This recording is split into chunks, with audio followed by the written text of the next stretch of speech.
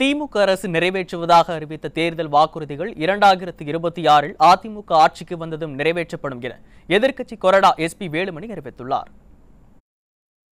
நகராட்சி நிர்வாகம் மற்றும் குடிநீர் வழங்கல் துறை மானிய கோரிக்கை மீதான விவாதத்தில் பேசிய அவர், பாதிக்கப்பட்டுள்ள தென்னை விவசாயத்தை காக்க நடவடிக்கை எடுக்க வேண்டும் என குறிப்பிட்டார். மேலும் பலன் தராத பழைய திட்டங்களுக்குத்தான் வேளாண் பட்ஜெட்டில் மீண்டும் மீண்டும் நிதி ஒதுக்கி இருப்பதாகவும் குற்றம் சாட்டினார். திமுக ஆட்சிக்கு வந்து கடந்த 4 ஆண்டுகளாக 222 அறிவிப்புகளை வெளியிட்டிருப்பதால் அதில் எத்தனை திட்டங்கள் முடிந்துள்ளன என்பதை தெரிவிக்க வேண்டும் என கேட்டுக்கொண்டார்.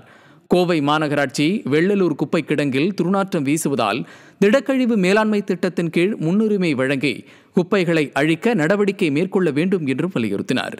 கோவையில் சாலை பணிகளை மேற்கொள்ள 200 கோடி ரூபாய் போதுமானதாக இல்லாததால் கூடுதலாக 200 கோடி ரூபாய் ஒதுக்கீடு செய்து பணிகளை மேற்கொள்ள வேண்டும் எனவும் கூறினார்.